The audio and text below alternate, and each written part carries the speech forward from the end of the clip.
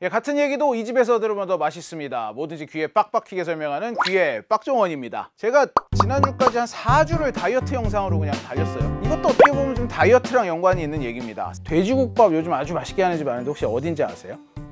부산? 부산이 원조죠. 저는 맨하탄에 있는 돼지국밥집을 꼽고 싶어요.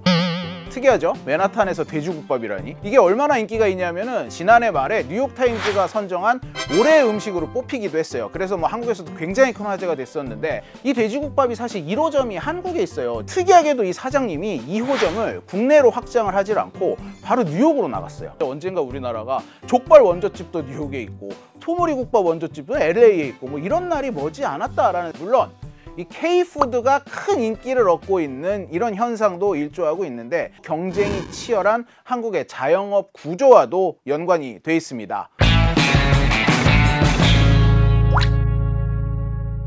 유명 유튜버가 기존에 있던 탕후루 가게 바로 옆에 똑같은 탕후루 가게를 차리면서 뭐 한바탕 또 인터넷이 와구락을 했었는데,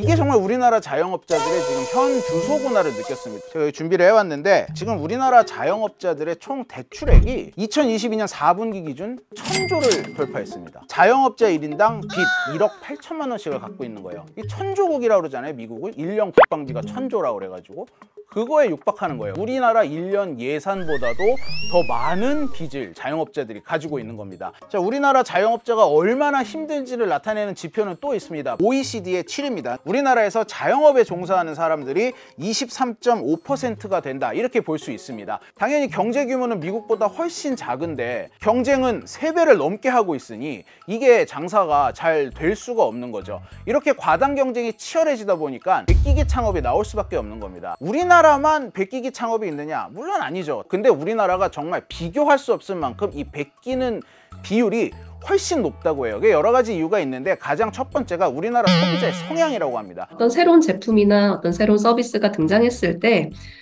예를 들어 미국이나 혹은 다른 여타 국가들은 좀 뜨뜻미지근해요. 반응이 잘 없어요.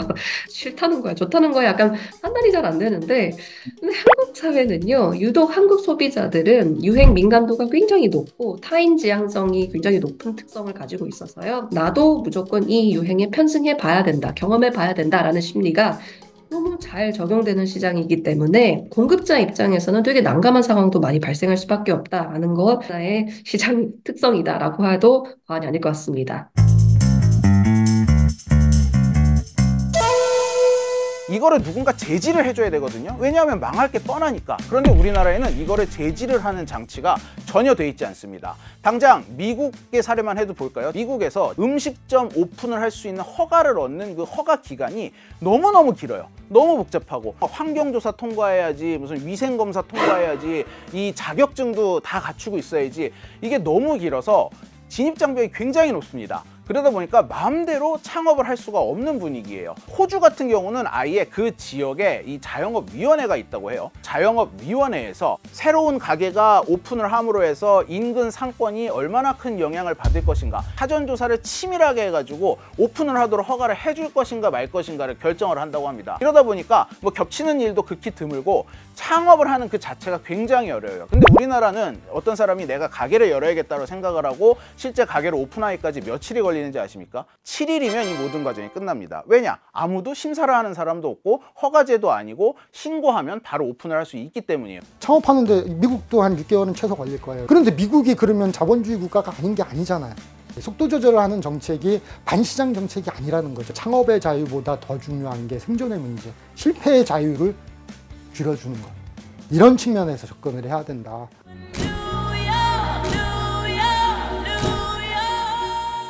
아까 제가 이제 뉴욕의 돼지국밥집 얘기를 했는데, 너무나 과당 경쟁이 심각하다 보니까 이 새로운 활로를 찾았다고 해요.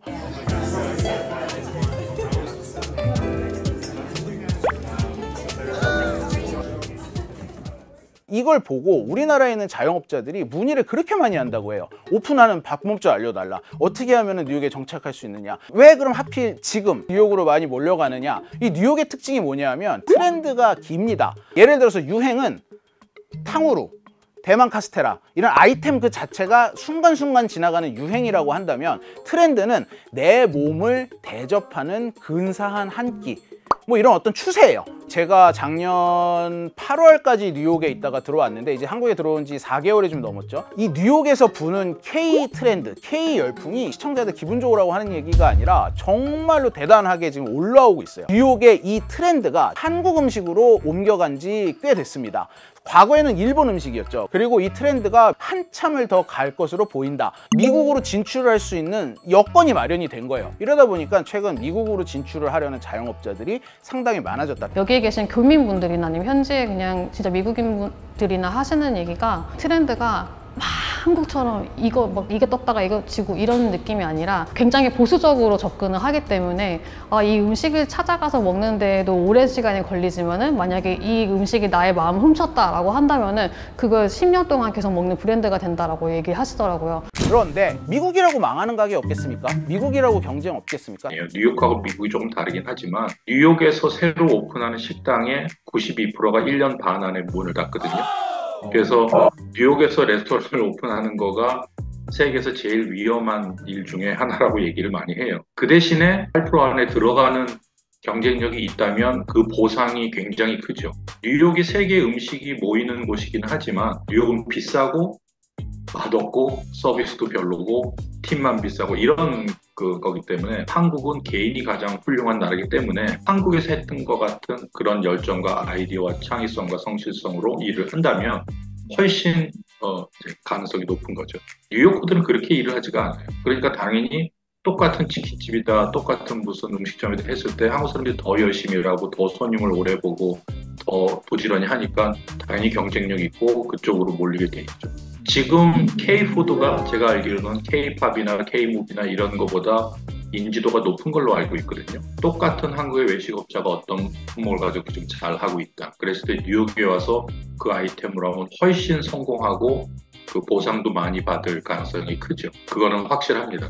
사실 똑같죠. 사람 사는데 똑같은데 약간 달라요, 수치가. 미국은 이 음식점 협회에서 사람들 의견을 들어봤더니 경쟁이 너무 과다해서 망하더라라는 거는 한 5번째로 꼽혔습니다. 우리나라는 근데 어떤 전문가를 붙들고 물어봐도 왜 자영업자들이 힘든가요 물어보면 경쟁이 치열해서가 제일 먼저 나오거든요. 상황이 좀 다른 거예요. 자영업이 얼마나 경쟁이 치열한가를 보는 여러 지표 중에 생존율이라는 게 있습니다. 그러니까 몇 년 후에 얼마나 생존을 해 있느냐 이 지표가 있는데 우리는 이 경쟁을 낮추기 전에는 이 수치가 크게 변하기가 쉽지 않은 상황이다. 어쨌든 웨이팅 어플로 요즘에 줄 서서 먹는 집들이 분명히 있잖아요. 그런 데들은 돈을 많이 벌지 않을까요? 살아남는 업체들은 반드시 있고 그리고 뭐 다 문을 닫는 건 아니죠. 제가 사례로 들었던 돼지국밥집만 해도 우리나라에서 지금 줄 서서 먹고 있어요. 굉장히 잘 되고 있어요. 그럼에도 불구하고 뉴욕에 나갔어요. 그 이유는 경쟁 말고 하나가 더 있습니다. 바로